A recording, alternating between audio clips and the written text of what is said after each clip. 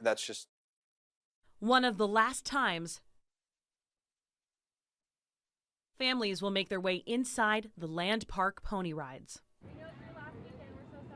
For many in Sacramento, well, my daughter is 37, so probably 35 years. like Steve Ball, it's been a family tradition passed down through generations. So I've been coming here for quite a while. Debbie Waters used to ride the ponies herself. I was about 2 like she is, and it was fun. That's why I wanted to bring her over here before they close. Now her granddaughter is in the saddle. You have fun? He wanted to go around again. Gone around 3 times.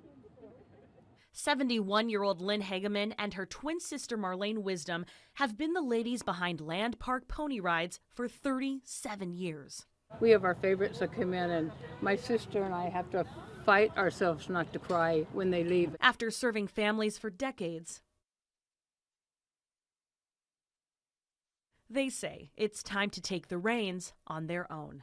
You know what? We can't wait to have our weekends to do things with the family, and we want to go camping and fishing and swimming. A retirement well-deserved.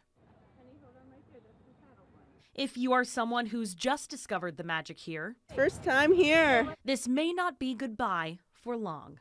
The city is going to bring in someone new. They'll put proposals out for it and select who they think will be the best person. For now, many just thankful for the memories.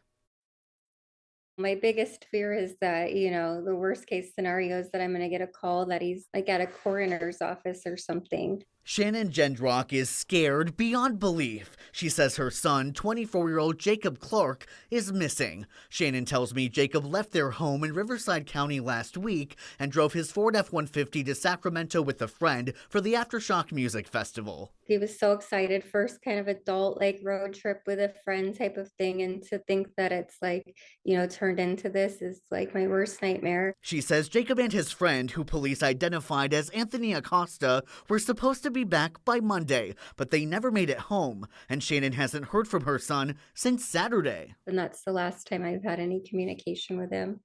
So he's never, disappeared or anything, and not let us know where he is. Shannon filed a missing persons report with Sacramento police, and the department confirms with KCRA3 that the case is open and actively being investigated. Police say officers contacted local hospitals, but they haven't been able to find Jacob. So to still not have any information is really stressful and scary, and I'm just trying to be positive and hopeful that he's okay. In a statement to KCRA3, the producers of the Aftershock Festival say, quote, "We are in contact with the families and local police regarding any information we have as they investigate these potential missing persons. As the search continues, Shannon says she just wants Jacob home, safe and sound." Yeah, if anyone has seen him, as any information, I would just really appreciate that, just so we can try to find him as soon as possible.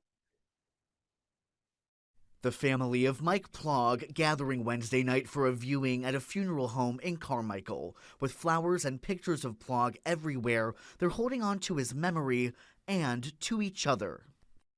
The Sacramento County Sheriff's Office says 2 men shot and killed Plog inside his home on November 2nd and then set his home on fire. There's no reason in life for this to have happened to him. Everything he ever did was to help people. But now the family is feeling a sense of relief. The sheriff's office telling KCRA3 that both men accused of murdering Plog are now in custody. I'm just so happy that they're under arrest and that they cannot do this to anyone else, and that they cannot do this to any other family. Nie Shalang is a homicide detective with the Sacramento County Sheriff's Office. In an exclusive interview with KCRA3, Shalang says his team arrested 42-year-old Michael Wheat on Sunday, November 12th. Wheat appeared in court Tuesday. Detectives arrested the other man allegedly involved, 20-year-old Dominic Perez, Wednesday in Long Beach. They worked with police there to find Perez. They were able to notify us. We had detectives flew out there to arrest him. Schilling says both Perez and Wheat were spotted at the crime scene and later identified thanks to surveillance camera footage in Plog's neighborhood. If it wasn't for the help of witnesses and the community, we wouldn't be able to arrest the individuals that were involved in this homicide.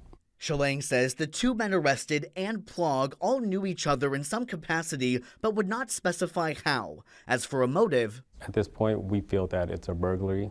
But that's still under investigation. While Plog's family is grateful, they know the hole in their heart will still remain. I love my brother and I miss him so much. Nothing will ever replace him, ever.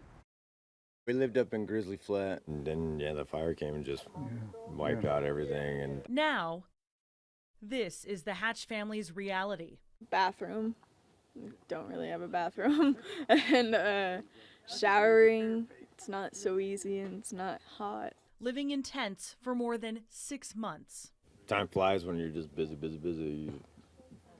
Fighting the weather most of the time and trying to cook and shower up and get ready for school the next day and homework. Winter especially challenging for this single father and his 4 children. I'm just trying to keep going forward so I can get all 4 of them back with me full time in the house and not dealing with this. But I think they stay more positive than me. And when I start breaking down there, they pick me up. His 17-year-old daughter, proof. And it really did break us all because now we're all kind of lost. But we still have each other no matter what. Lost, but now found. I actually didn't tell you the truth because we got your trailer and it's coming up right now. Really? A safe place to call home.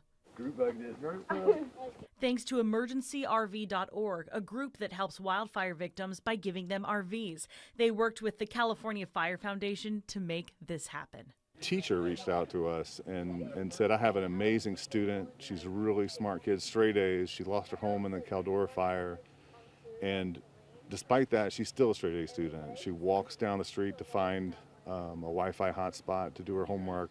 With the flip of a switch, this family can start over. Laughter begins again. They lost everything. They have nothing but each other.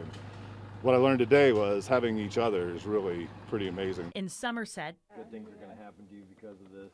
Karma. Brittany Hope, KCRA 3 News.